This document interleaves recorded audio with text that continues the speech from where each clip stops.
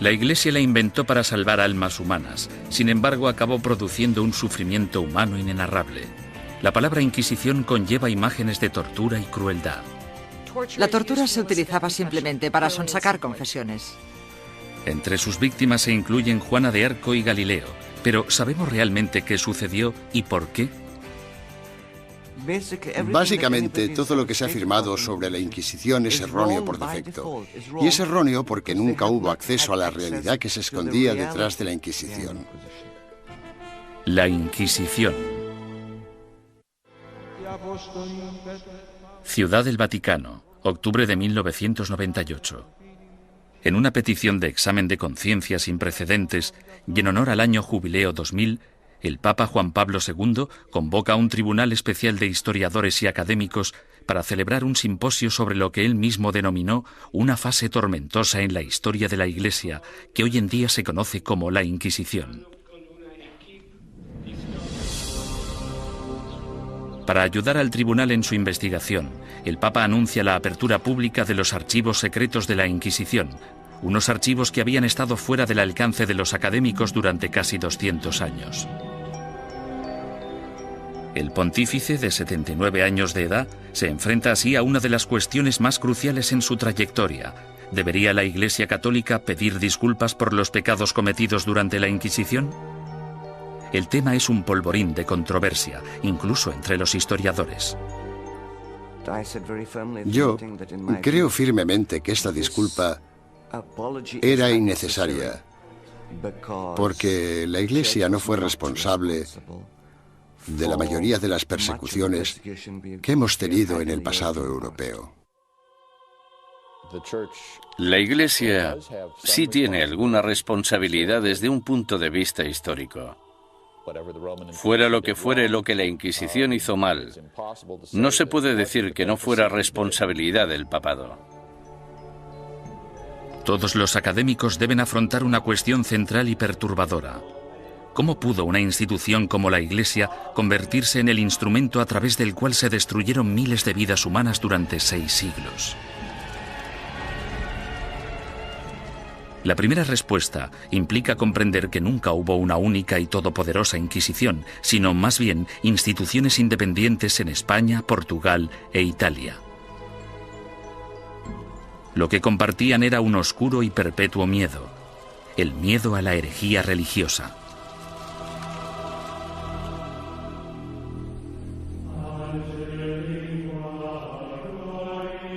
Año 1100 después de Cristo.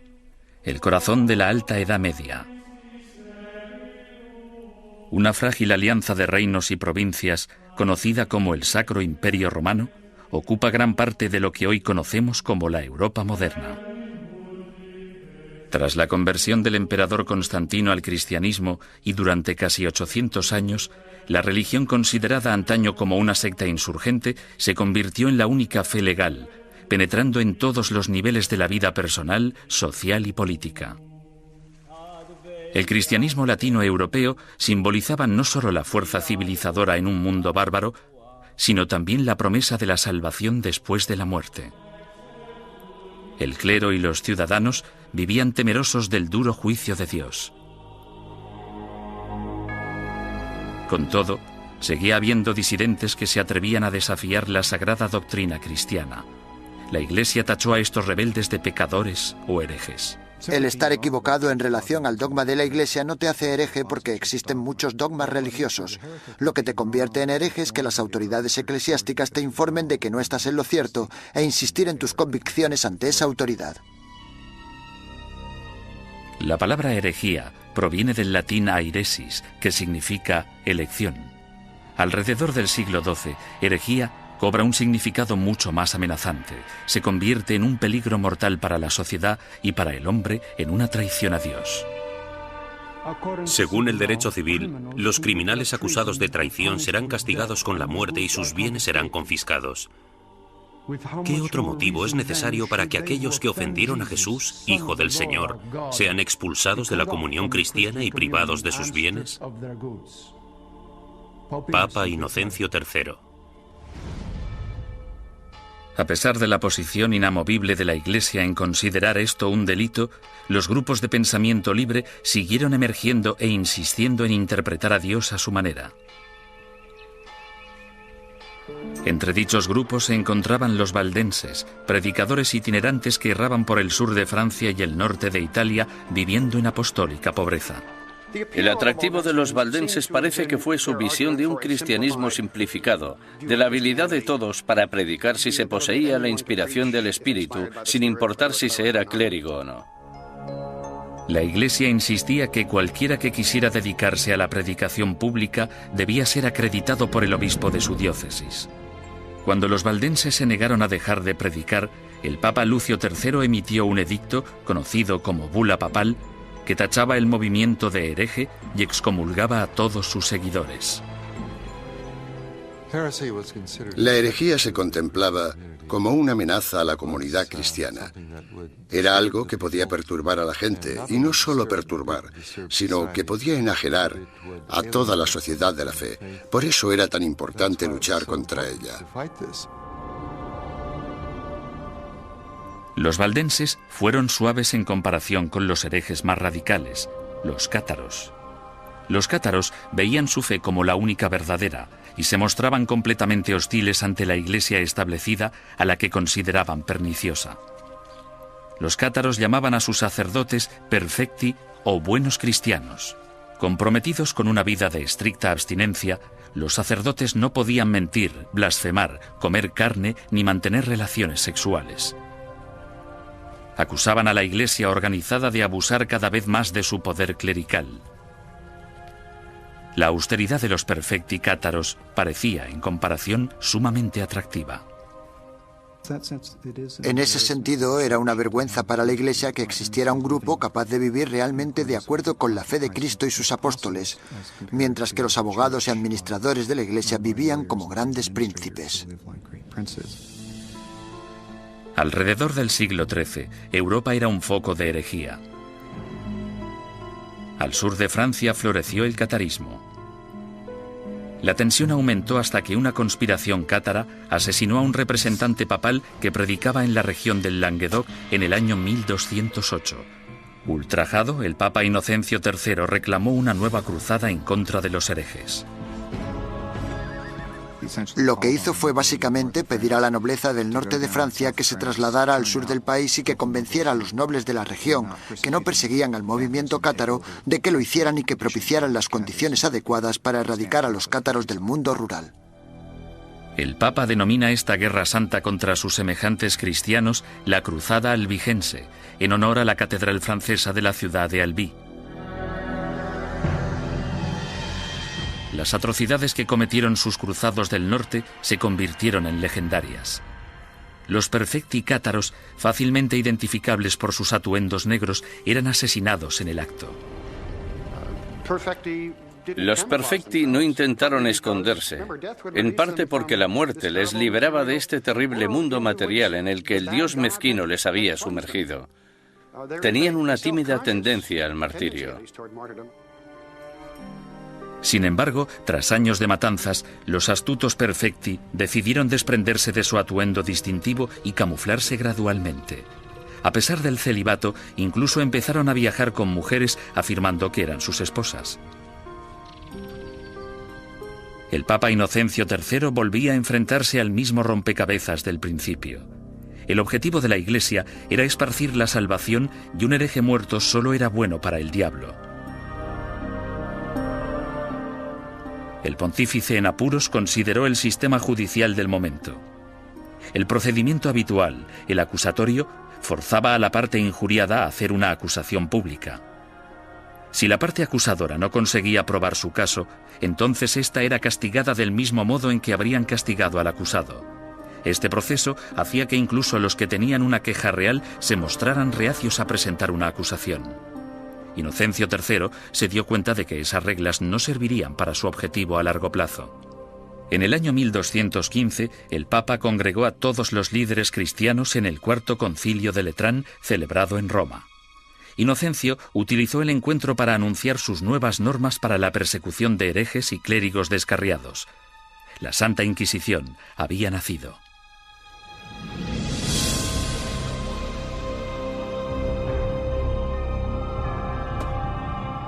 El sistema de la Inquisición suponía una innovación maravillosa y se asemejaba bastante al Tribunal Popular de nuestro sistema, que emite una causa probable y una acusación. No tenían que demostrar nada, solo necesitaban tener muy claro o tener suficientes indicios que sugirieran la culpabilidad del acusado. El proceso inquisitorial de Inocencio III daba la potestad al investigador de construir un caso completo, recogiendo a escondidas las opiniones de la gente de la comunidad. En 1231, el Papa Gregorio IX inicia un concurso público para el nombramiento de nuevos agentes especiales, llamados inquisidores de la depravación hereje. Es el amanecer de la Inquisición medieval, que empieza con una venganza. El objetivo de la Inquisición es acabar con la herejía, y acabar con la herejía significa acabar con los herejes.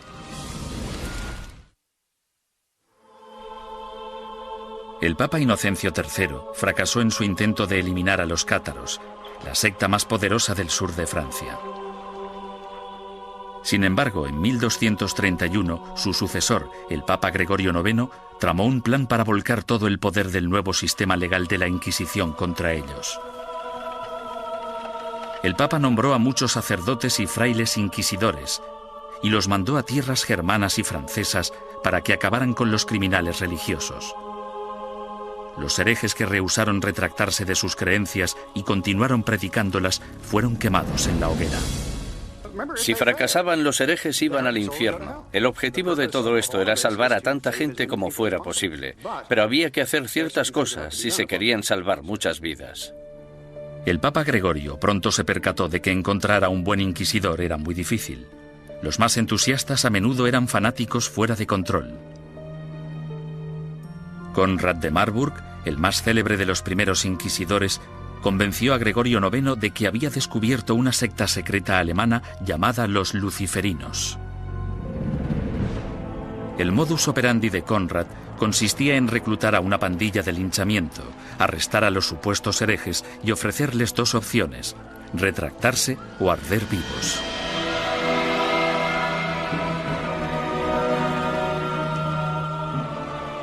Los historiadores descubrirían más adelante que los luciferinos fueron pura ficción, una invención obsesiva que Conrad creó para impresionar al Papa.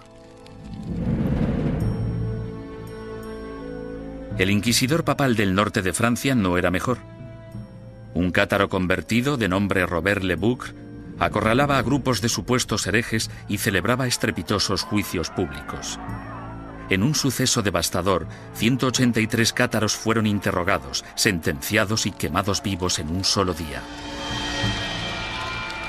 Tras años de protesta por parte de los obispos franceses, el Papa finalmente se dio cuenta de que Robert era un extremista peligroso, por lo que le retiró de su cargo y lo encarceló.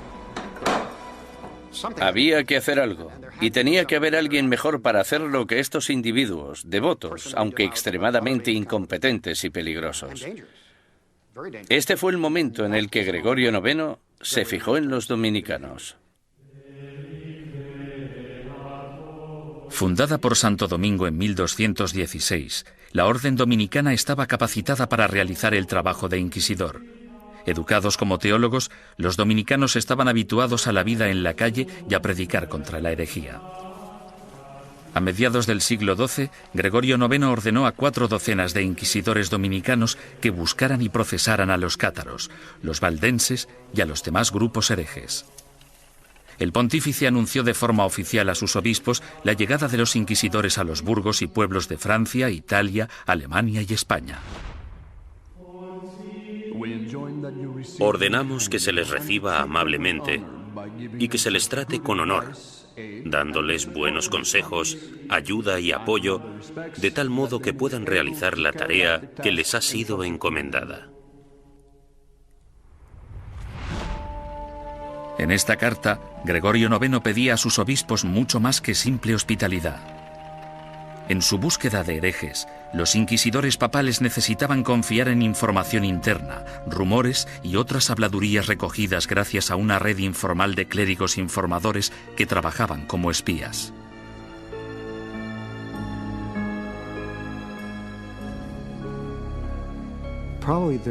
Probablemente sus mejores ojos y su mejor oído en el mundo rural eran los del clero parroquial, puesto que éste vivía en los pueblos, tenía familiares en ellos y por lo tanto estaba atento a los cotilleos locales.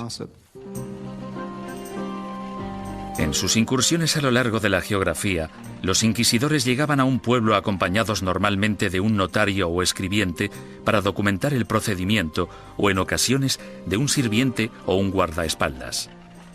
Entonces, el párroco reunía a los habitantes del pueblo para que escucharan al visitante predicar sobre los pecados y los peligros de la herejía. Una vez terminado el sermón, el inquisidor anunciaba un período de gracia durante el que cualquiera que hubiera cometido herejía podía confesar sus pecados a cambio de un trato clemente.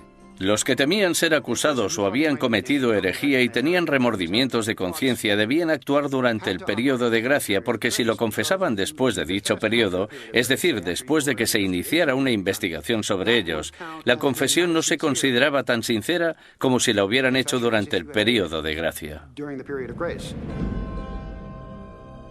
Unas semanas más tarde, el inquisidor anunciaba el fin del período de gracia, momento en el que se iniciaba la fase más nefasta del edicto de fe. Desde ese momento, cualquier acusado se convertía en víctima de interrogatorios o arrestos. Y dado que la información siempre se daba en secreto, el inquisidor animaba a todos los buenos ciudadanos a que denunciaran a cualquier vecino que creyeran que podía ser hereje.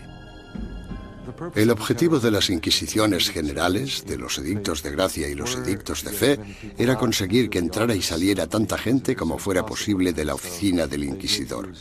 Y para ello utilizaban el miedo, el terror y el interés propio. El inquisidor debía tener al menos 2 testimonios incriminatorios antes de poder seguir adelante. En ocasiones, los sujetos víctimas de investigación no sabían que eran sospechosos hasta el día que les convocaban. Durante el procedimiento inquisitorial, la mayoría de las pruebas se recopilaban antes de que tuvieras conciencia de que había una investigación en marcha. Cuando te informaban del caso, la investigación ya había finalizado. Bastante diferente al sistema actual. Conscientes del peligro de las acusaciones falsas o maliciosas, los inquisidores intentaban diferenciar las mentiras de la verdad. Cuando hacían subir al estrado a un acusado por primera vez, le hacían nombrar a todos sus enemigos. Si alguno de esos nombres coincidía con cualquiera de los nombres de la lista de testigos, el inquisidor debía desestimar ese testimonio. Sin embargo, las protecciones legales se acababan aquí. El acusado nunca llegaba a saber el nombre de quienes le acusaban, ni tampoco los motivos por los que se le acusaba. Era muy complicado demostrar tu inocencia una vez acusado por los inquisidores.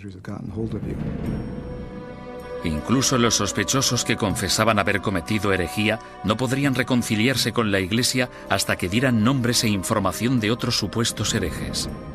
Si obstaculizaban la investigación, se arriesgaban a sentencias de cárcel y a perder todas sus propiedades. Si no cooperabas, los inquisidores podían reducir tu ración de comida y encadenarte a la pared. Por tanto, el principal método para conseguir que la gente confesara era simplemente encerrarlos durante largos periodos de tiempo y dejarles reflexionar. ¿Cómo llevaban los inquisidores su trabajo tan en secreto?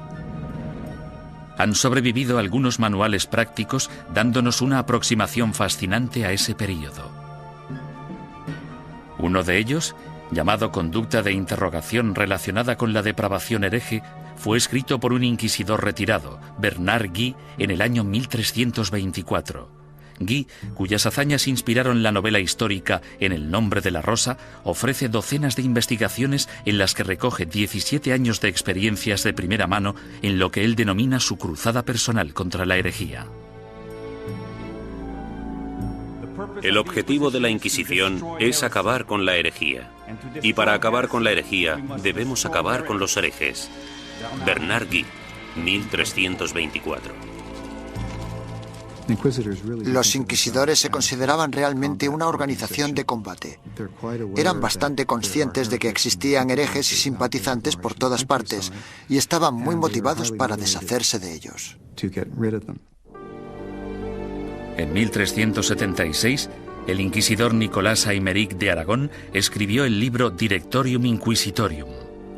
En él describía la tenacidad y el compromiso que debía tener un inquisidor de los siglos XIV y XV, e incluso incluyó una lista práctica de trucos inteligentes utilizados para engañar a los sospechosos para que confesaran. Uno de los trucos que me asombró fue el de sentarse con una vitela pequeña en las rodillas y mirarla y comprobarla mientras la persona da su testimonio. Luego, en algún punto dices, no, lo que estás diciendo no puede ser verdad. Está clarísimo que no me estás diciendo la verdad. Y entonces el sospechoso, sometido al interrogatorio, piensa que lo que tienes es la declaración de otra persona cuando en realidad solo tienes una vitela en blanco.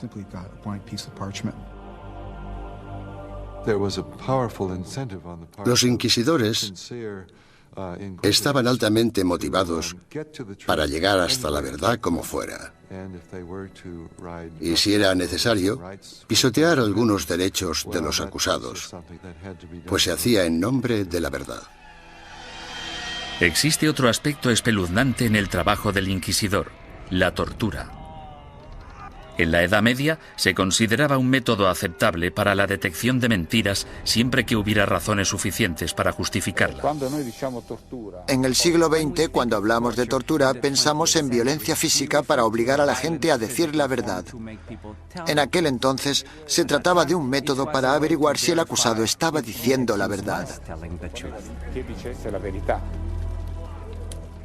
Y este era el rol inicial de la tortura. Era un instrumento legal que entraba en juego en un momento dado del caso y bajo unas circunstancias muy específicas. Antes de 1252, la Iglesia prohibía a los inquisidores que utilizaran la tortura en sus investigaciones. Pero tras el asesinato del inquisidor Pedro Mártir en Lombardía a manos de los cátaros, el Papa Inocencio IV abrió la veda y dejó que métodos antiquísimos, en especial la tortura, entraran en la lucha contra la herejía. El oficial o párroco debe obtener de todos los herejes que capture una confesión mediante la tortura, pues de hecho son todos ladrones y asesinos de almas. Papa Inocencio IV. Por lo tanto, la tortura no fue algo inventado por los inquisidores. En este caso, solo seguían los dictámenes de la ley. La tortura se destinaba a dos tipos de prisioneros: los que se negaban a retractarse y los que parecían saber más de lo que contaban. Los inquisidores escogían la técnica de la tortura, pero dejaban el trabajo en manos de torturadores profesionales, expertos en causar dolor. Para empezar, debían describir la tortura a la persona. Luego debían mostrar los instrumentos de la tortura al acusado. Y tras dar 3 o 4 pasos como estos, el acusado sufría alguno de esos métodos de tortura. Sin embargo, dicho acusado podía decir en cualquier momento: ya he tenido suficiente. La estrapada era uno de los métodos de tortura más populares en la Edad Media y el Renacimiento. Las manos del acusado se le ataban a la espalda y a una cuerda que se colgaba de una viga en el techo. En algunas ocasiones se añadían pesos en los pies de la víctima. Una vez izado, se bajaba al prisionero y se le volvía a levantar de un tirón o se le sacudía violentamente. Los atornilladores de piernas o las prensas de espinillas eran instrumentos mecánicamente más sofisticados para causar dolor. Con cada vuelta de tornillo, más aguda se volvía la presión sobre las piernas del prisionero. En medio de toda esta mutilación se encontraba el notario del inquisidor, apuntando con esmero y fidelidad los acontecimientos de la sesión y listo para anotar la confesión tan pronto se produjera. El clero justificaba todo esto como un acto de benevolencia. Al fin y al cabo, si la tortura llevaba a la confesión, el injuriador podía finalmente reconciliarse con Dios y recibir la salvación. Si la confesión se realizaba durante la tortura, el proceso consistía en liberar al acusado de los instrumentos de tortura y permitir que se recuperara. Luego se le repetía la pregunta para comprobar si el acusado solo se había dejado llevar por el miedo al dolor o si realmente había dicho la verdad. Con todas esas técnicas a su disposición, no resulta sorprendente que los inquisidores fueran convincentes en casi un 90% de los casos. ¿Podía la herejía estar realmente tan extendida? ¿O eran los inquisidores los que utilizaban su poder para asustar a la gente y obligarles a hacer confesiones falsas? En mi opinión, uno de los mayores problemas a la hora de trabajar con los informes de la Inquisición es determinar hasta qué punto podemos creer nada de lo que está escrito en ellos, porque los inquisidores, si querían, podían hacer confesar casi todo a cualquiera. Aunque para los culpables de herejía, lo más temido era el día del juicio. No podías hacer nada para huir de ellos, porque estaban obligados a ejecutarte. Durante los siglos XIII y XIV, los inquisidores papales siguieron su camino por el sur de Europa, recogiendo acusaciones e investigaciones de herejes. Estos sacerdotes se veían como soldados de primera línea de Dios, en guerra por la salvación de las almas, pero dejaban atrás un campo de batalla repleto de bajas. La Inquisición asustaba a los ciudadanos y les obligaba a traicionar a sus amigos y vecinos, destruyendo familias y convirtiendo comunidades pacíficas en una fábrica de mentiras y sospechas. A lo largo y ancho del Sacro Imperio Romano y de los reinos y principados de Europa, los ciudadanos esperaban el Sermo Generalis o el juicio del proceso inquisitorio. Los castigos o penitencias iban desde el azotamiento público al encarcelamiento o a los trabajos forzados. A menudo se obligaba a los convictos a llevar ropa distintiva para hacer pública su vergüenza. Lo habitual es que llevaran una cruz amarilla en sus ropas, una en la parte delantera y otra en la espalda, y tenían que llevarlas siempre que salieran a la calle.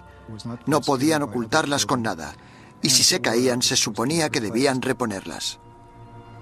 Los que iban marcados con la cruz amarilla se convertían en parias de la comunidad, pero su destino era clemente comparado con las penitencias que sufrían los herejes reincidentes, es decir, los que se retractaban y luego volvían a sus viejas costumbres. Su castigo era la ejecución. El derecho canónico, sin embargo, prohibía a los miembros del clero participar en cualquier juicio de sangre, por lo que los inquisidores entregaban a los herejes condenados a las autoridades civiles. Los inquisidores derramaban algunas lágrimas de cocodrilo y decían algunas palabras con la esperanza de que las autoridades civiles mostraran clemencia con esa gente. Sin embargo, su mayor deseo era que los condenaran a la hoguera. Cuando la Inquisición entregue a los culpables de herejía al poder civil, el magistrado de la ciudad deberá hacerse cargo de ellos en el acto y, en un periodo máximo de 5 días, deberá ejecutar las leyes hechas contra ellos. Papa Inocencio IV, 1252. Una vez completado el juicio Sermo Generalis, las autoridades laicas escoltaban a los condenados hasta un emplazamiento alejado de las calles de la ciudad. Allí los ataban a estacas de madera apuntaladas sobre toneladas de leña. Los inquisidores nunca acudían a estas ejecuciones. Se te permitía hacer la última confesión a un sacerdote si lo deseabas. Sin embargo, puesto que estabas bajo la custodia del poder laico, no podías hacer nada para escaparte de ellos porque estaban obligados a ejecutarte. Quemar en la hoguera es una de las sentencias de muerte más horribles que se puedan imaginar. Las llamas podían tardar horas en consumir por completo al condenado. Si la víctima estaba de suerte o sus familiares eran suficientemente influyentes, entre la leña se colocaba mucha madera húmeda para que generara mucho humo. La muerte por asfixia era preferible a la agonía de quemarse vivo.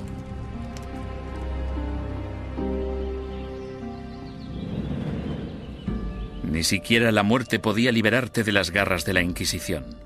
En ocasiones, personas que habían muerto hacía años recibían acusaciones post-mortem y eran condenadas por herejía. Se saqueaban sus tumbas y se lanzaban sus restos a la hoguera. Desgraciadamente para la familia del fallecido, lo peor aún estaba por llegar. Las autoridades civiles confiscaban automáticamente todas las propiedades de los herejes fallecidos, dejando desvalidos a sus esposas e hijos sin importar su lealtad religiosa. La mañana siguiente a una ejecución a menudo atraía a los coleccionistas de reliquias, basureros que acudían con sacos a barrer las cenizas en busca de piezas de cadáveres. En la mayoría de los casos, no se trataba ni de necrófagos ni de locos. Normalmente eran los que creían que aquellos que morían ejecutados eran mártires y merecían ser venerados. Mucha gente pensaba que los herejes eran buenos cristianos y los inquisidores gente malvada, por tanto podía darse un contraataque. El siglo XIV fue testigo del punto más álgido de la campaña de la Inquisición. Gracias a su inmenso poder, la Iglesia combatía la traición con la misma dureza incluso contra sus propios rangos. Cuando un grupo de franciscanos decidió desvincularse de la orden y llamarse a sí mismos franciscanos espirituales, el Papa Juan XXII les acusó de abandonar los ideales de su fundador, San Francisco de Asís, y ordenó a la Inquisición que acabara con ellos.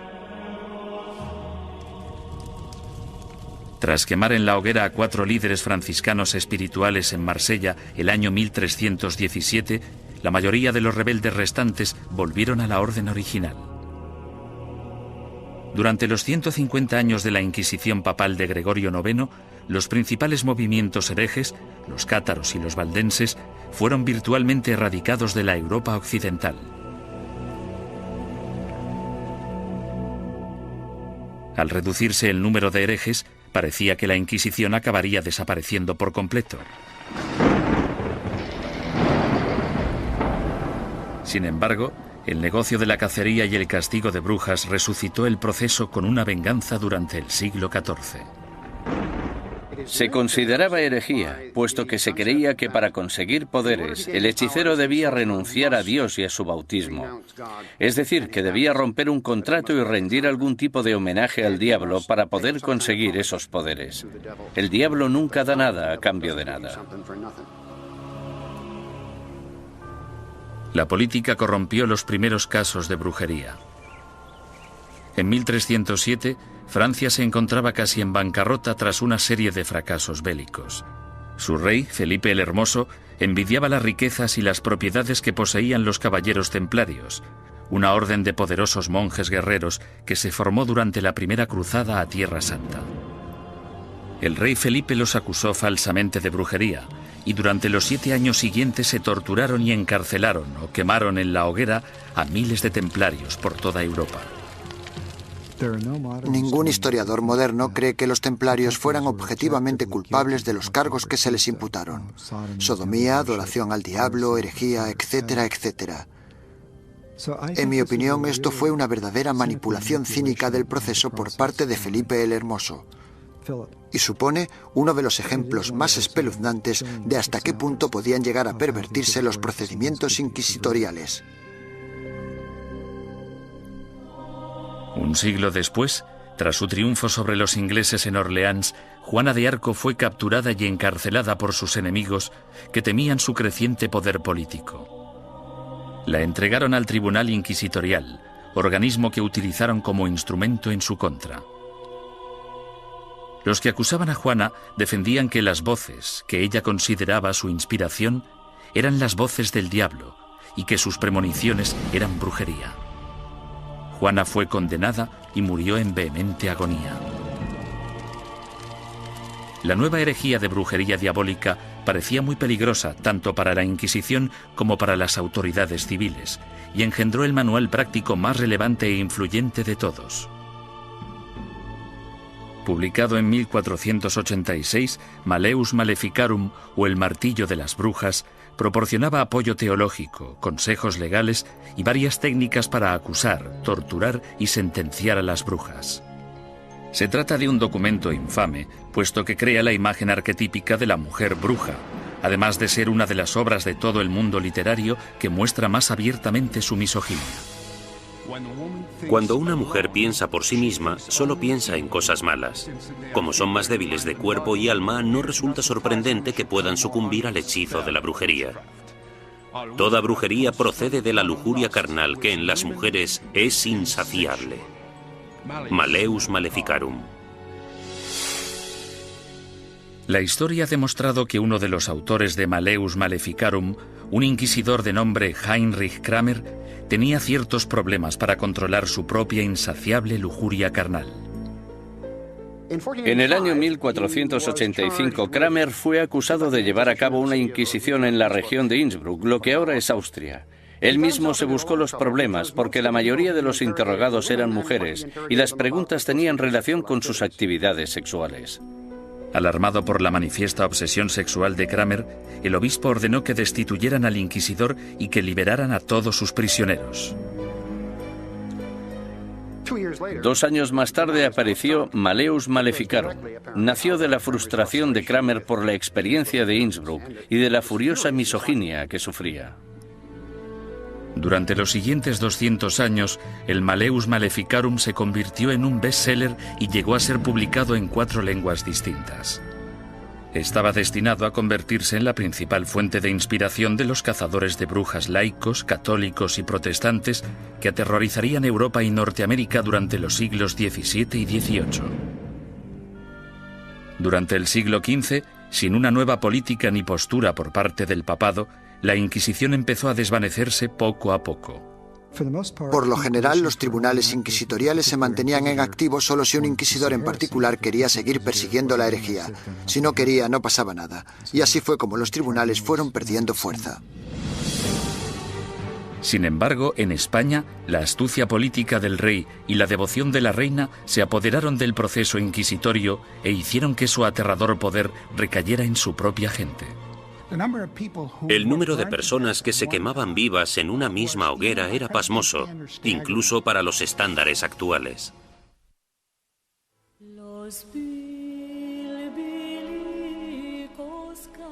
La situación de los judíos europeos durante el período medieval siempre fue desesperada.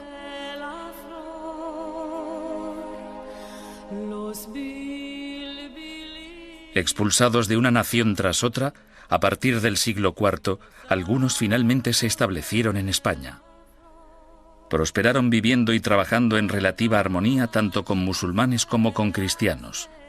Pero a finales del siglo XIV, una serie de problemas económicos y levantamientos sociales despertaron antiguos prejuicios.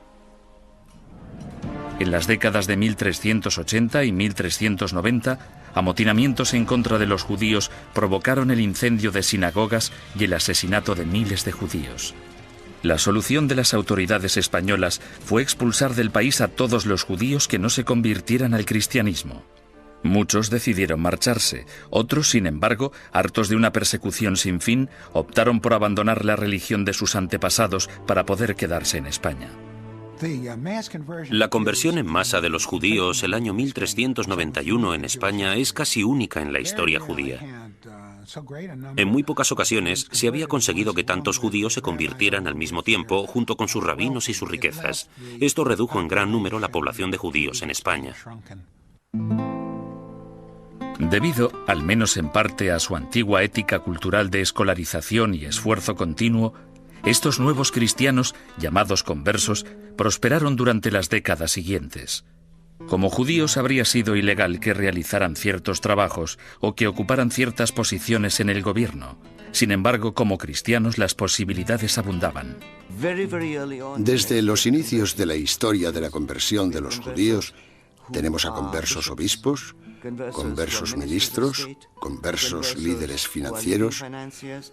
Tenemos conversos ocupando las más importantes posiciones de la sociedad cristiana, porque esa era la ventaja de convertirse.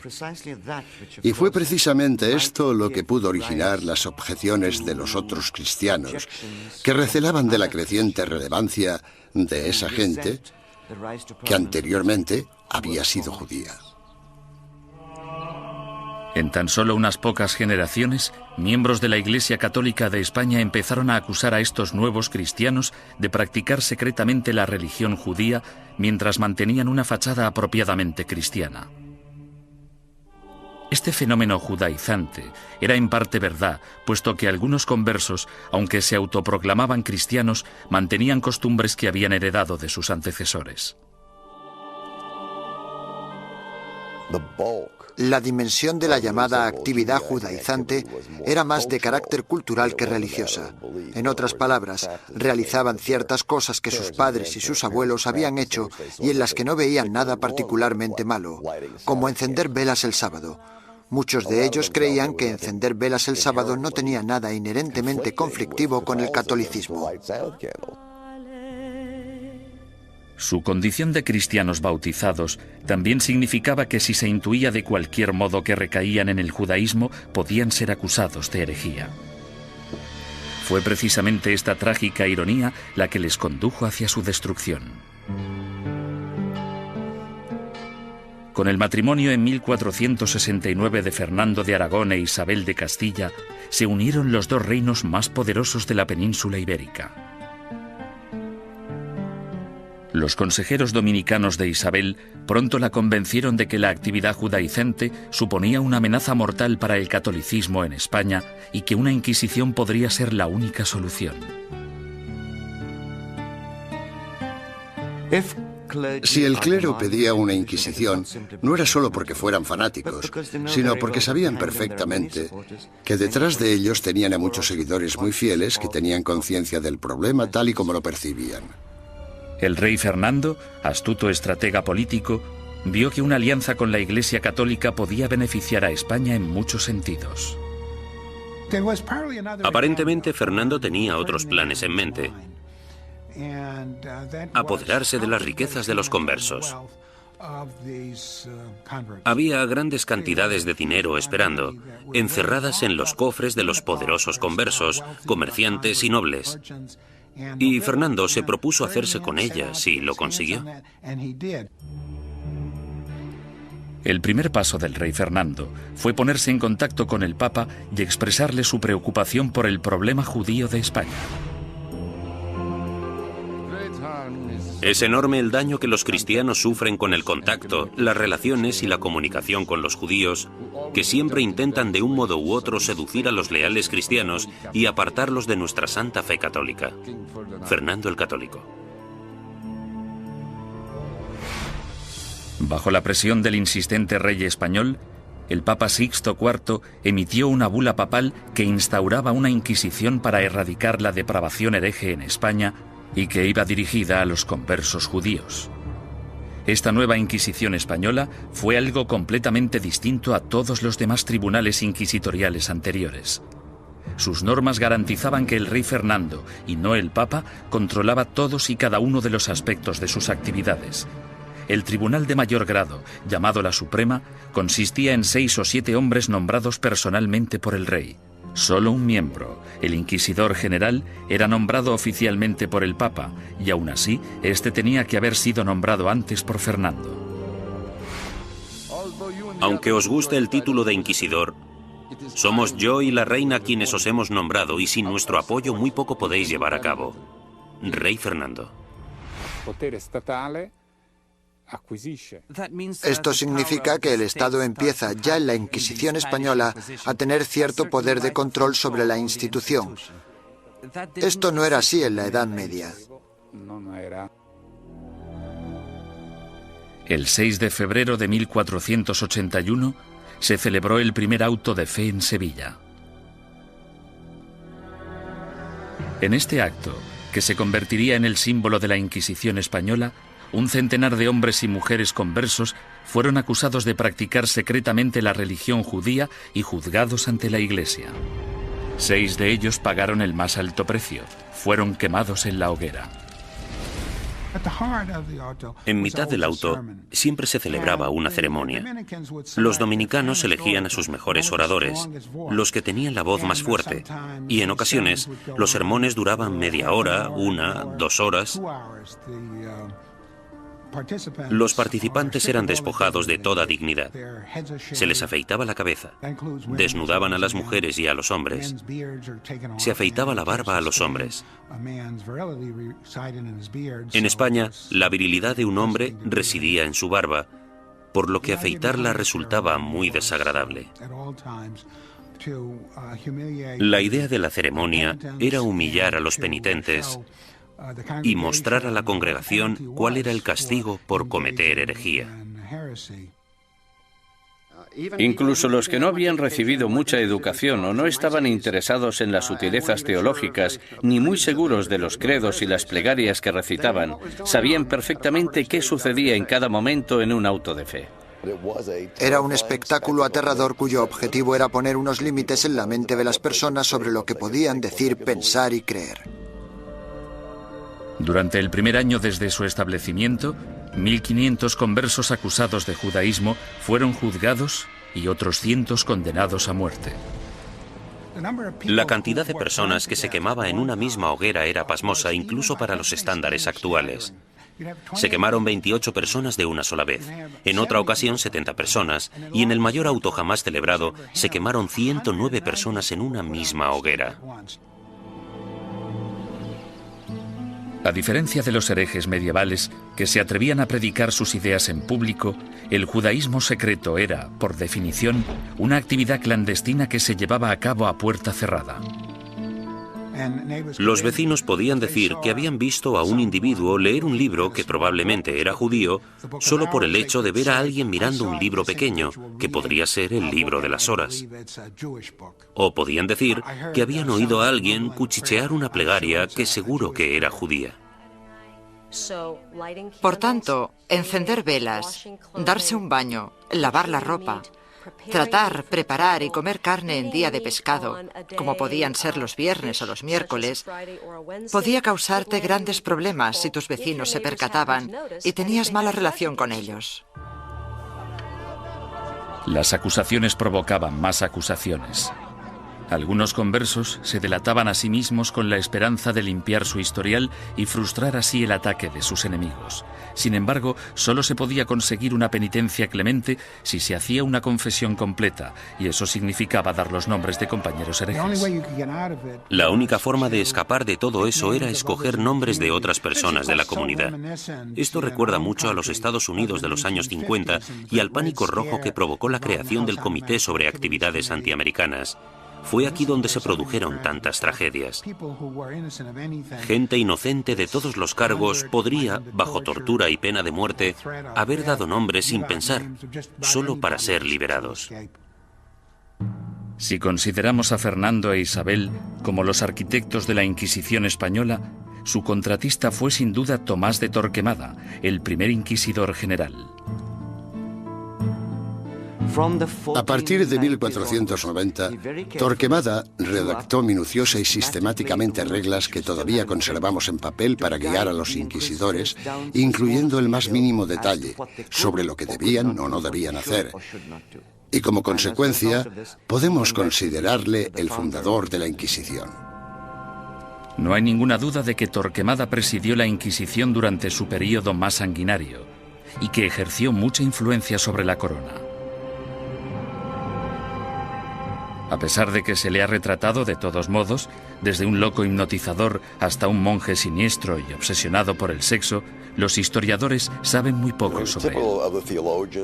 Era el típico teólogo fanático, antisemita y extremadamente hostil a los conversos. Era un hombre que concentraba toda esa intolerancia y ferocidad tan característica de los primeros inquisidores.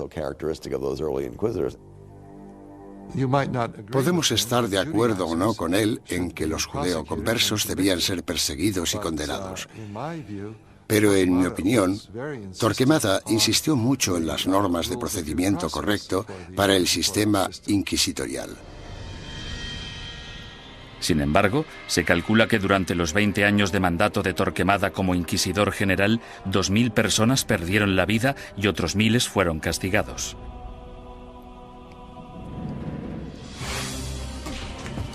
A ello se le sumó un alocado complot de asesinato que selló el destino de los judeoconversos españoles y aseguró el papel de la Inquisición en España durante los siguientes 200 años. Los judíos no ganaban nada convirtiéndose. La situación social no cambió en ningún sentido. Solo podía empeorar para la gente de origen judío. 5 años después de su nacimiento, la Inquisición se encontraba en plena forma, ganándose a pulso su temible reputación. Los conversos españoles, los judíos convertidos al catolicismo, no podían acudir a ningún lado en busca de justicia. Tanto la Iglesia como las autoridades civiles seguían la misma lógica aplastante. Todos los conversos que rehuían la Inquisición eran, por defecto, culpables. Todos los que daban el paso y se delataban a sí mismos eran, puesto que lo admitían, culpables. Y todos aquellos que eran juzgados y condenados eran, evidentemente, culpables. Los procedimientos interinos del Tribunal de la Inquisición se mantenían en privado y los informes se protegían cuidadosamente, incluso de la corona. Cuando la Inquisición española arrestaba a alguien, esa persona simplemente desaparecía en la cárcel hasta que la Inquisición acababa con ella. Los familiares y amigos quedaban a la espera, llenos de preocupación y sin poder ayudar. Los españoles convirtieron este hecho en un verdadero fetiche, el secreto. Me refiero a que este era uno de sus principios fundamentales, la creencia de que el prestigio de la institución dependía en gran medida de la capacidad de mantener intacto el secretismo. Para los acusados, la naturaleza surrealista y casi arbitraria del proceso generaba terror. No existía ningún juicio. Eran más bien audiencias tras las que el prisionero volvía a su celda. Después de todo el sufrimiento, que podía prolongarse durante semanas o meses, el acusado podía no llegar a saber los crímenes de que se le acusaba. Se le exigía constantemente, a veces bajo amenazas de muerte, que confesara. El acusado tenía que inventar explicaciones sin saber la naturaleza de la denuncia que se había interpuesto contra él. Y esto, a menudo, llevaba al encarcelamiento masivo de prisioneros que se negaban a confesar, porque creían que no tenían nada que confesar, y probablemente tenían razón. El 15 de septiembre de 1485, algunos conversos furiosos decidieron tomarse la justicia por su mano. Como inquisidor, Pedro Arbués se arrodilló delante del altar de la Catedral de Zaragoza. 8 asesinos le atacaron con cuchillos.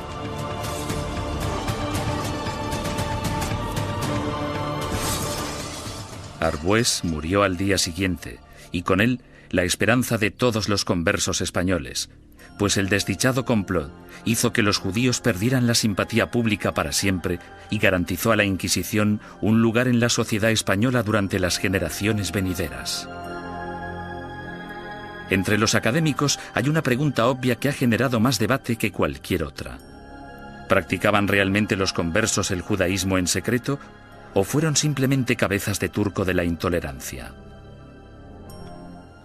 El problema desde un punto de vista técnico es que la única fuente de información que tenemos para responder a esta pregunta proviene del Santo Oficio. En consecuencia, el tema a tratar es, ¿debemos creer totalmente en los hermanos del Santo Oficio que investigaron a los conversos? ¿O debemos pensar que fue básicamente un fraude, una gran exageración basada en falsos testimonios? A petición del inquisidor general Torquemada, en marzo de 1492, el rey Fernando emitió otro edicto de expulsión. Se daba a los judíos 4 meses para aceptar el bautismo o abandonar España. Durante los meses siguientes, casi la mitad de la población judía de España, unas 40.000 personas, abandonó el país. Los demás se quedaron y se convirtieron al cristianismo. Simplemente cayeron en la misma trampa que habían tendido a sus antepasados judíos hacía 100 años.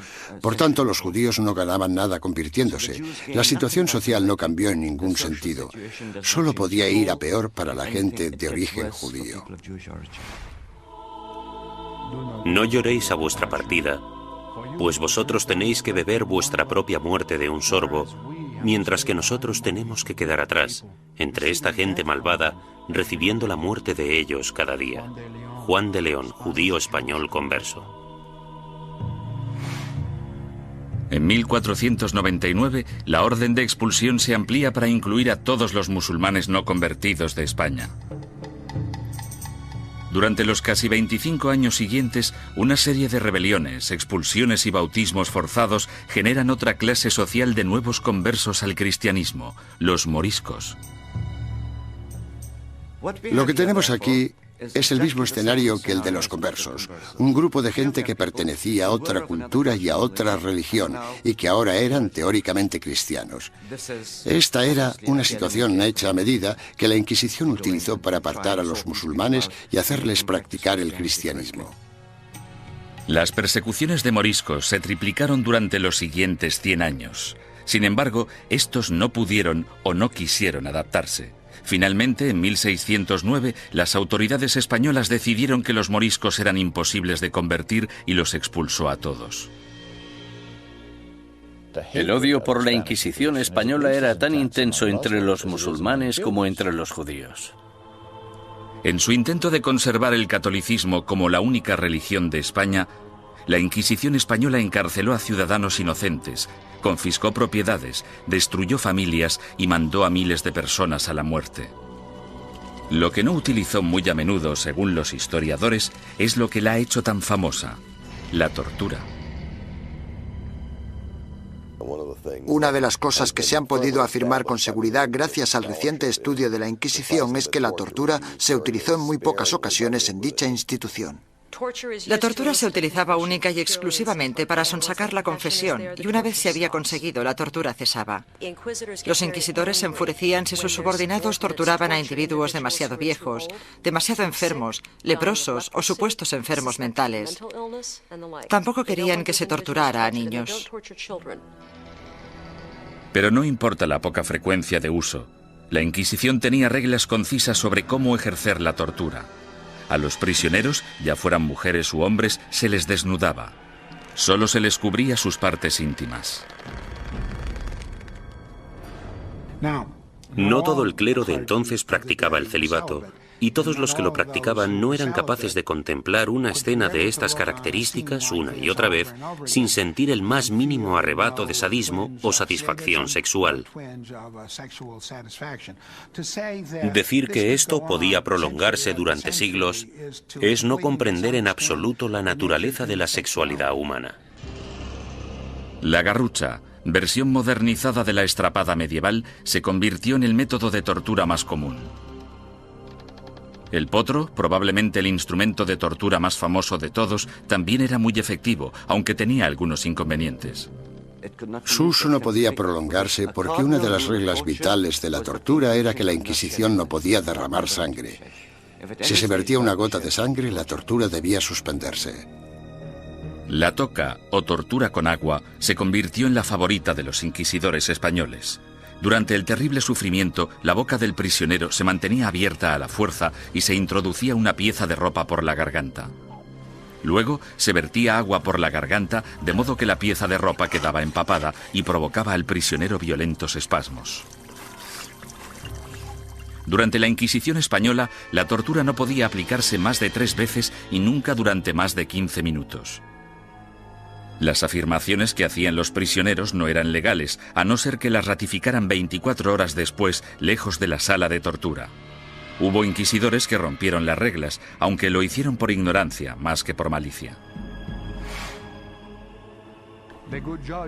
El buen juez debe hacer caso omiso de los gritos, lloros, suspiros, temblores o del dolor del acusado.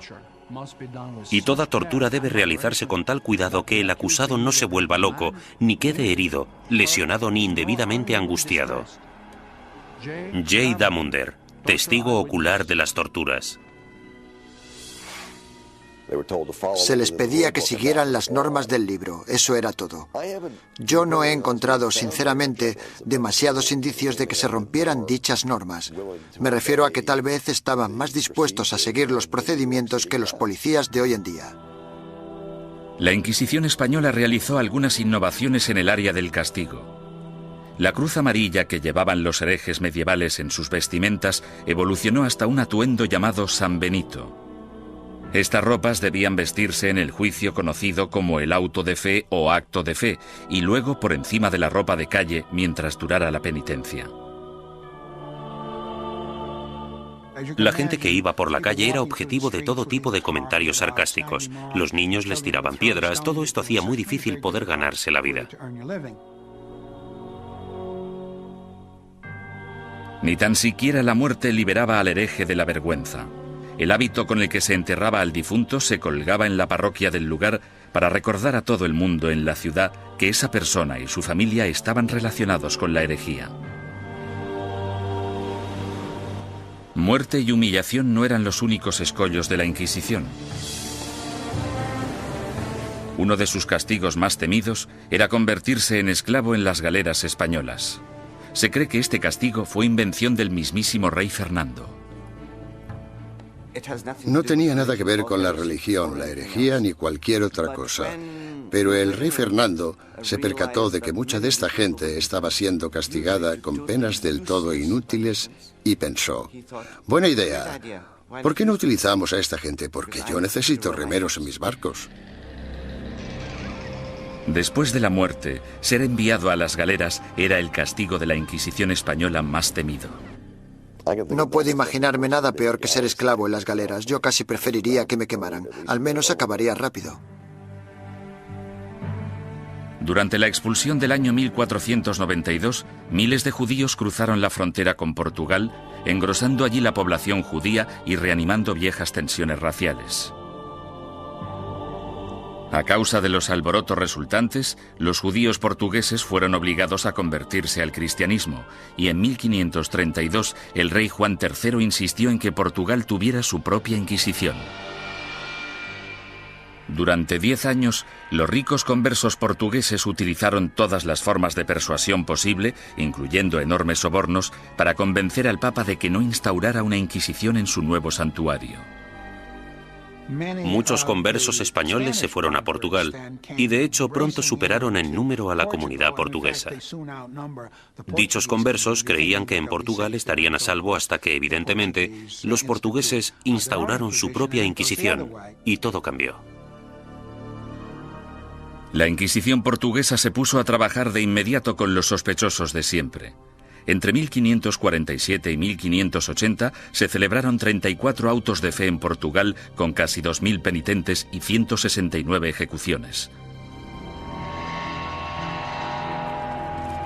Las persecuciones fueron tan letales que los conversos, la mayoría de los cuales apenas habían emigrado a Portugal desde España, decidieron volver a su tierra natal y enfrentarse a lo que parecía el mal menor de las dos malvadas instituciones.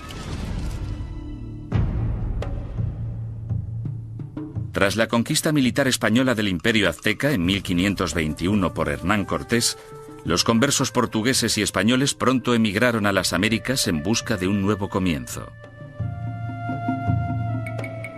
Pero la Inquisición española les siguió de cerca e inició investigaciones en la recién fundada Ciudad de México. En 1528, 2 conversos españoles fueron quemados en la hoguera tras el primer auto de fe celebrado en tierras del Nuevo Mundo. Las primeras oleadas de sacerdotes españoles también consideraban su deber guiar a la población americana lejos de sus creencias paganas y ayudarles a adoptar el cristianismo. Tras un periodo inicialmente optimista sobre lo que se creía una conversión extendida, la segunda generación de prelados españoles en el Nuevo Mundo empezó a tener dudas sobre si los indios seguían siéndolo a escondidas después de ser bautizados, del mismo modo que se creía que los conversos seguían siendo judíos tras el bautismo. En contra de la política estricta y reacia aplicada tanto a judíos como a musulmanes en España, la Suprema finalmente decidió que los indios simplemente eran incapaces de asimilar las creencias cristianas y que, por tanto, estaban fuera del alcance de la conversión. Sin embargo, la Inquisición pronto se enfrentaría a su mayor enemigo hereje de todos los tiempos, el protestantismo. Y en ocasiones incluso fueron torturados por la Inquisición, lo que parece muy injusto, pero eran protestantes y eran una presa fácil.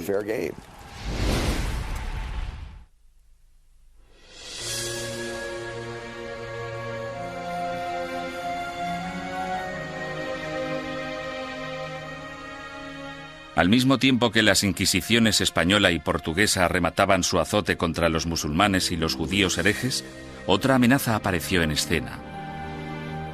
En 1517, un sacerdote alemán llamado Martín Lutero dejó su famoso tratado, las 95 tesis, a las puertas de la iglesia de Wittenberg. Se trataba de un ataque acerbo a la Iglesia católica. ¿No es cierto que bajo el vasto cielo no existe nada más corrupto, más pestilente y más odioso que la corte de Roma? La que una vez tuvo las llaves del cielo, ahora es una especie de boca abierta hacia el infierno. Martín Lutero. La carismática protesta de Lutero evolucionó hasta convertirse en una auténtica revolución religiosa. El movimiento de la Reforma sacudió a toda Europa. Alrededor del año 1550, las coronas de Dinamarca, Noruega, Suecia y Finlandia ya se habían acogido a la nueva religión llamada protestantismo. El Papa estaba furioso.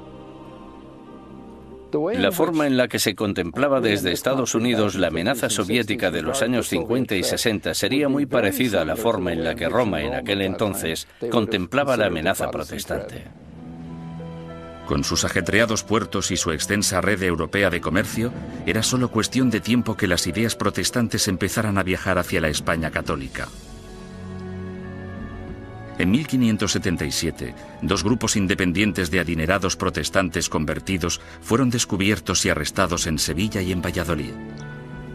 Estos arrestos de finales de 1550 fueron terribles para la administración inquisitorial y para el gobierno real, puesto que muchos de los sospechosos ocupaban altos cargos en la burocracia gubernamental.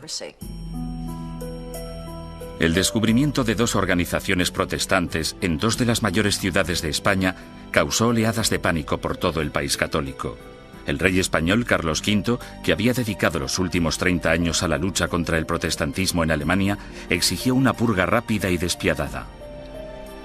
Su aliado en Roma, el Papa Pablo IV, volcó todo el poder de la Iglesia en el ataque contra el protestantismo y emitió una bula papal sin precedentes en la que permitía a la Santa Oficina Española ejecutar a los ofensores que cometían un crimen por primera vez e incluso a los que se arrepentían.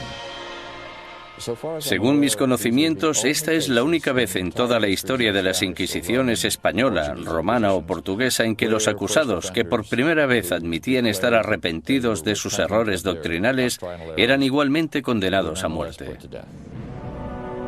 La fiebre del antiprotestantismo llegó a todas las grandes ciudades de España. Fueron quemados en la hoguera sacerdotes, monjas, soldados ingleses e incluso 3 niños que murieron junto con sus madres.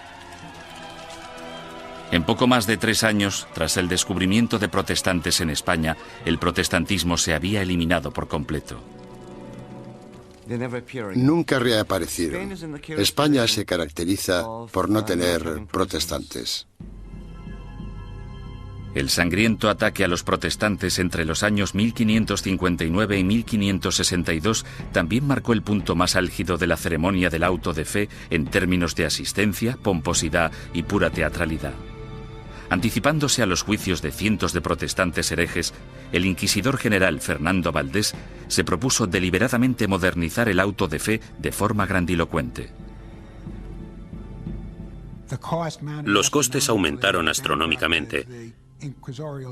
Llevaron al tribunal inquisitorial a la bancarrota, de modo que tuvieron que ir reduciendo miembros y empezaron a amontonar prisioneros para poder conseguir un auto realmente bueno y tener suficiente gente para quemar en las ceremonias. España eliminó sistemáticamente a todos los protestantes. Sin embargo, los inquisidores permanecieron alerta ante cualquier amenaza hereje del exterior. A lo largo del siglo XVI, los viajeros protestantes que venían a España, incluso dignatarios extranjeros, cayeron en las despiadadas garras de la Inquisición. La Inquisición arrestó a marineros y comerciantes extranjeros. En ocasiones incluso llegó a torturarlos, lo que es muy injusto, pero eran protestantes y eran una presa fácil. Mientras que España parecía haber triunfado ante el protestantismo, no pudo hacer nada ante los efectos de otra de las invenciones alemanas, la imprenta. Hacia finales del siglo XVI, libros y panfletos escritos por víctimas de la Inquisición española avivaron el negocio de forma importante. Los líderes protestantes, que aspiraban a poner el mundo en contra de la España católica, explotaron estos horribles relatos de tortura, encarcelamientos y muerte. Las cuerdas, que eran de tamaño pequeño, se ataban a los huesos del prisionero atravesándole la carne y haciendo que la sangre borboteara por 8 puntos diferentes al mismo tiempo. Mientras el prisionero se resistía a hacer cualquier confesión respecto a lo que los inquisidores le preguntaban, tiraban de las cuerdas de esta manera 4 veces sucesivas. John Foxe, El libro de los mártires. La mala publicidad de la Inquisición no era el único escándalo al que se enfrentaba la Iglesia católica. En 1542, Roma fue sacudida por la noticia de que Bernardino de Ochino, el líder de la admirablemente austera y piadosa orden católica de los capuchinos, había abandonado Italia para unirse al protestantismo. La deserción de Ochino, una de las figuras relevantes más admiradas en la Iglesia, finalmente incitó al Papa a tomar una decisión. La respuesta del papado a este tipo de escándalos fue la creación de lo que se esperaba que fuera un método más eficaz de rastreo de herejes para detenerlos antes de que se convirtieran en una amenaza o en causa de bochorno. El 4 de julio, el Papa Pablo III ordenó el establecimiento de una Inquisición romana, la primera Inquisición en suelo italiano en más de 200 años.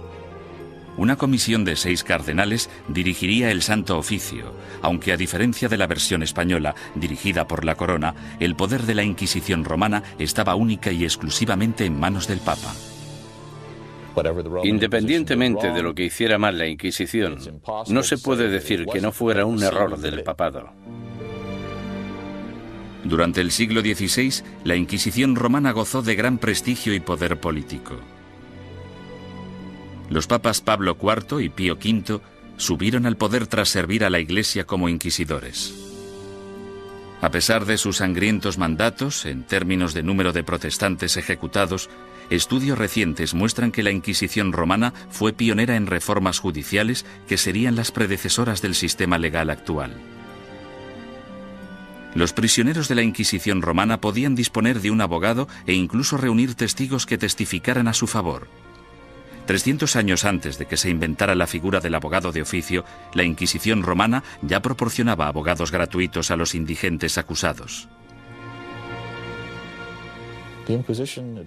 Como mínimo, la Inquisición escuchaba o pretendía escuchar las explicaciones del acusado de un modo que los demás sistemas judiciales no contemplaban. La justicia civil era en muchos sentidos peor que la del Santo Oficio. Torturaban a los acusados más despiadadamente, los condenaban con más rapidez. Los acusados no morían a causa de la tortura en el sistema inquisitorial, sí en cambio en los tribunales civiles. Sin embargo, la Inquisición romana se volvió en contra de algunos de los mayores pensadores del Renacimiento. Estaban muy preocupados por el tema de las escrituras y parecía que Galileo las cuestionaba basándose en cuestiones muy controvertidas en aquel entonces. El ataque de la Inquisición romana contra el protestantismo supuso mucho más que arrestos, castigos y ejecuciones. En 1559, el Vaticano publicó su Índice de Libros Prohibidos, en el que listaba cientos de libros y autores considerados peligrosos para la fe y la moral de los buenos católicos. Cualquier ciudadano que poseyera uno de estos libros prohibidos podía ser arrestado. Algunos autores encontraron sus libros listados en este índice simplemente porque una o dos frases sueltas se habían considerado erróneas.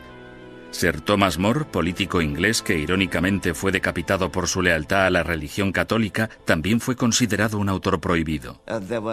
En relación a ciertos pasajes de sus libros, el índice decía: podéis leer este libro, pero debéis saltaros este pasaje. Es cierto que mucha gente famosa aparecía en este índice y, por tanto, estaban prohibidos. Los historiadores cuestionan si dichos índices tuvieron algún impacto real. Hay literalmente miles de títulos en cada índice, y aparte de un grupo de inquisidores y de obispos, pocos sabían exactamente qué estaba prohibido. Con mis investigaciones he podido demostrar que en Cataluña, por ejemplo, nadie hacía caso al índice. A lo largo de todo el siglo XVI, las librerías de Barcelona vendieron públicamente libros que aparecían en el índice de libros prohibidos. Simplemente fingían no conocerlo. Como instrumento de censura, el índice de libros prohibidos resultó ser algo de mucho ruido y pocas nueces. Sin embargo, no hay ninguna duda de que la Inquisición romana tuvo un efecto represivo sobre las ideas intelectuales y científicas y que destruyó las vidas y los legados de algunos de los mayores pensadores del Renacimiento. Giordano Bruno fue uno de los genios más excéntricos del siglo XVI. Medio filósofo, medio loco, su visión del cosmos, considerada inverosímil en su época, de hecho se anticipó a la concepción actual del sistema solar. Bruno era un visionario. Se consideraba casi una segunda reencarnación de Cristo, aunque de hecho tenía sus dudas sobre la divinidad de Dios, pensamiento por el que fue acusado. El tratado más famoso de Bruno, publicado en 1584, pronto le hizo merecedor de aparecer en el Índice romano. De título Sobre el universo infinito y los planetas, es una mezcla extravagante de misticismo y astronomía de Copérnico. Bruno lanzó la teoría de que existe vida inteligente en otros planetas situados más allá de las estrellas. Enseñaba que la unificación de todas las religiones, incluidas el Islam y el judaísmo, era la única salvación de la humanidad. Estas creencias herejes provocaron aversión tanto entre los católicos como entre los protestantes. En un periodo de tensión religiosa, las personas como Bruno representaban una amenaza enorme porque en realidad parecían desechar casi todos los pilares básicos del cristianismo. Durante 15 años, Bruno evitó cautelosamente la Inquisición romana, manteniéndose alejado de Italia. Sin embargo, en 1591, un rico mecenas le convenció para viajar hasta Venecia y una vez allí le traicionó denunciándole ante el Santo Oficio. El encarcelamiento y el juicio de Bruno duraron 7 años, durante los que el tribunal romano llegó prácticamente a implorarle que abandonara sus creencias herejes. Él se negó. Habría sido como repudiar toda su vida. En mi opinión, para un hombre como Bruno, que estaba completamente convencido de sus propios poderes, habría sido casi imposible actuar de otro modo. Tal vez vuestro miedo a juzgarme sea mayor que mi miedo a ser juzgado. Giordano Bruno. La obstinación de Bruno enfureció tanto al Papa Clemente VIII que él mismo le condenó a muerte. El 8 de febrero de 1600, Bruno fue conducido al campo dei Fiori, en pleno corazón de Roma, y fue quemado vivo. En la actualidad, una estatua en su honor, erigida en el año 1829, marca el lugar de los hechos. Otro intelectual renacentista, Galileo Galilei, también desató la ira de la Inquisición. Cuando construyó el primero de sus famosos telescopios en el año 1609, Galileo ya era un físico y profesor de matemáticas de fama mundial. En 1613 publicó 2 libros más, Mensajero Celestial y Manchas Solares, en los que defendía la teoría de Copérnico, según la cual la Tierra no solo gira sobre sí misma, sino que además da una vuelta anual alrededor del Sol. Oficiales ultrajados de la Inquisición denunciaron las creencias de Galileo y citaron numerosos pasajes de las Santas Escrituras que describen la Tierra como centro estático del universo. A los cardenales no les preocupaba demasiado qué era lo que giraba alrededor de qué. Les preocupaba mucho el tema de las escrituras, y Galileo parece que las cuestionaba con ideas muy controvertidas para la época. Sin embargo, Galileo vuelve a cuestionar a la Iglesia y toma una decisión asombrosa. Durante años ha habido un debate tremendo, sobre todo durante el último siglo, sobre qué debería haber hecho Galileo. En 1616, Galileo evitó ser juzgado y castigado por la Inquisición romana cuando aceptó dejar de enseñar sus rompedoras teorías planetarias. Con todo, 16 años después, alentado por el hecho de que su viejo amigo y admirador, el cardenal Barberini, se convirtió en el Papa Urbano VIII, el célebre científico publicó un nuevo manifiesto en el que reforzaba sus antiguas ideas. En esta ocasión, Galileo no calculó bien sus pasos, pues no solo produjo pánico en la Inquisición, sino que también provocó la ira de su antiguo aliado, el Papa. En mi opinión fue ese factor, la aversión personal, la oposición personal del Papa, lo que en gran parte hizo que el Santo Oficio procediera como lo hizo. Tenía una gran influencia. Galileo fue acusado de herejía. En enero de 1633, tras redactar sus últimas voluntades y su testamento, el astrónomo de 68 años viajó a Roma para enfrentarse a la Inquisición. Le hicieron todo tipo de preguntas. ¿Cómo escribiste un libro como este? ¿Por qué? ¿No defiendes en él una visión que ha sido tachada de contraria a las Escrituras? Galileo siguió manteniendo su inocencia, lo que probablemente no fue una buena estrategia dadas las circunstancias del juicio. Tras 3 meses de interrogatorio por parte de la Inquisición, en los que le amenazaron con torturarle, llegaron a un acuerdo. A cambio de retirar las acusaciones más graves, Galileo admitiría haber cometido un error y se declararía culpable de la ofensa menor que suponía haber defendido públicamente el copernicismo.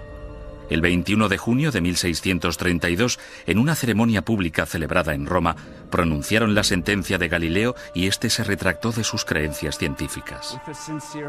Con un corazón honesto y una fe sincera, yo renuncio, maldigo y repudio los errores y las herejías mencionadas. Galileo Galilei. Durante años ha habido un debate tremendo, sobre todo durante el último siglo, sobre qué debería haber hecho Galileo. Es importante recordar que si se hubiera negado a renunciar, si no hubiera aceptado la oferta, si hubiera dicho no, sigo creyendo en el sistema de Copérnico, podrían haberle ejecutado. Es bastante sencillo decir 200 años después no. Tendría que haber tenido coraje y haberlos desafiado y haberse dejado quemar en la hoguera. Después de haberse retractado, el Papa sentenció a Galileo a un castigo sin precedentes, volver a Venecia y permanecer bajo arresto domiciliario por el resto de su vida. El viejo científico murió silenciosamente 9 años después, a los 77 años. La leyenda afirma, sin embargo, que justo después de pronunciar su promesa forzada, Galileo susurró a un amigo: La Tierra se mueve a pesar de todo. En 1992, el Papa Juan Pablo II anunció oficialmente que la Iglesia se equivocó en 1633 al acusar al padre de la ciencia moderna de hereje. Es una lástima que no le escucharan, que no hubiera ningún teólogo en aquel momento capaz de entenderle. El error fue de los que juzgaron a Galileo.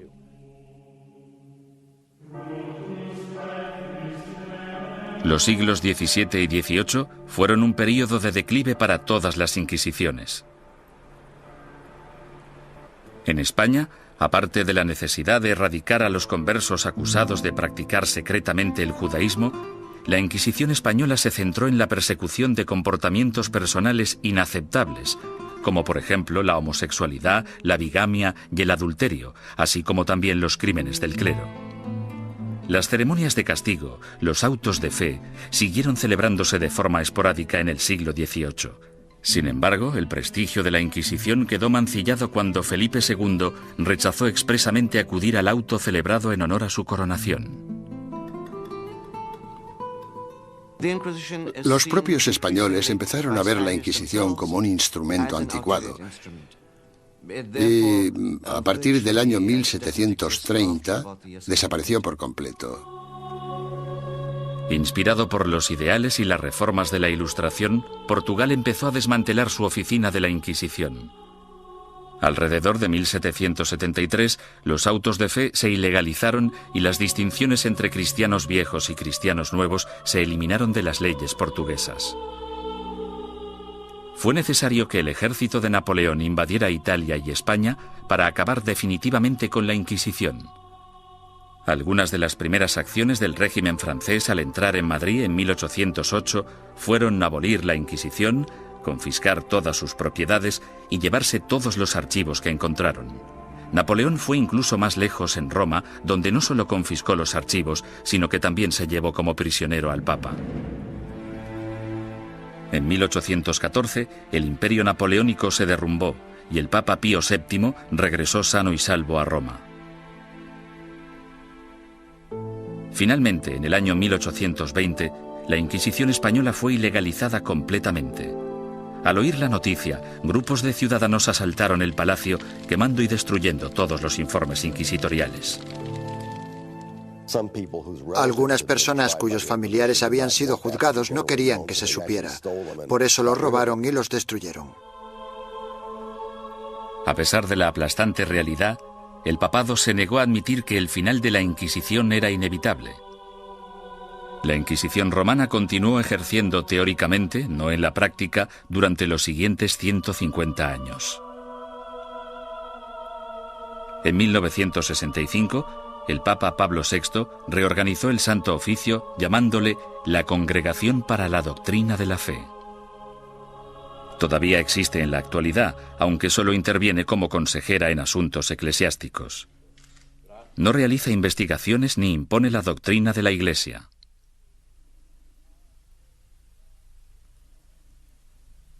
Desde la caída definitiva de la Inquisición, son incontables los mitos y testimonios inexactos que han surgido sobre su objetivo y sus prácticas.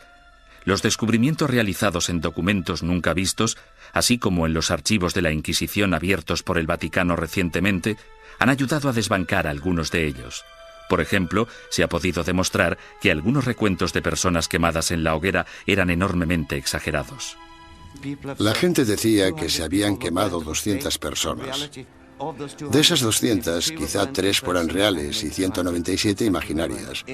Poco a poco hemos podido fijar los números reales de las personas que fueron ejecutadas. Han sido necesarios muchos siglos para comprender que algo estaba mal. Debemos tener en cuenta el contexto y la mentalidad. Mucha gente creía que la Inquisición era un instrumento necesario y, aunque no gustaba demasiado, se aceptaba. Sin embargo, otros eruditos advierten que una visión revisionista de la Inquisición nos podría estar llevando demasiado lejos en la dirección errónea. Era una institución malvada. Si se mira todo en conjunto, yo diría que la Inquisición fue exactamente como la han descrito y que no necesitamos un lavado de cara de la Inquisición más de lo que necesitamos una revisión del Holocausto.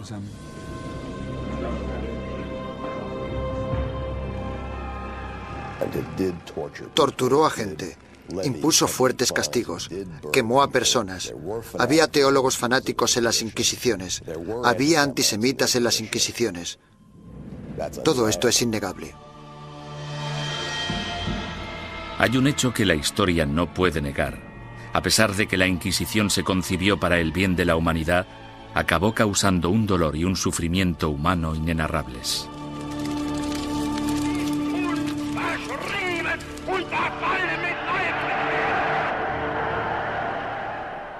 Las Inquisiciones existieron durante casi 6 siglos y lucharon por la necesidad de un grupo de imponer sus ideas sobre las de los demás.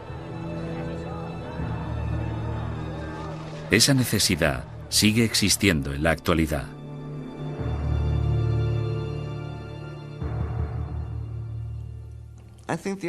Creo que la lección que debemos aprender de la Inquisición es que no debemos verla como algo único. Es un fenómeno recurrente que se ha dado a lo largo de la historia en todos los países, porque es un fenómeno natural. Es un fenómeno internacional. Es más, es innato en la condición humana utilizar las inquisiciones como método de imposición de nuestras preferencias culturales. El peligro siempre está al acecho. Cuando una sociedad se ve amenazada, sin importar si esa sociedad es una sociedad religiosa como la Iglesia Católica del siglo XVI o una nación-estado del siglo XX, cuando se desafía a una sociedad, el resultado más común es una respuesta violenta que a menudo no está reglada por la ley.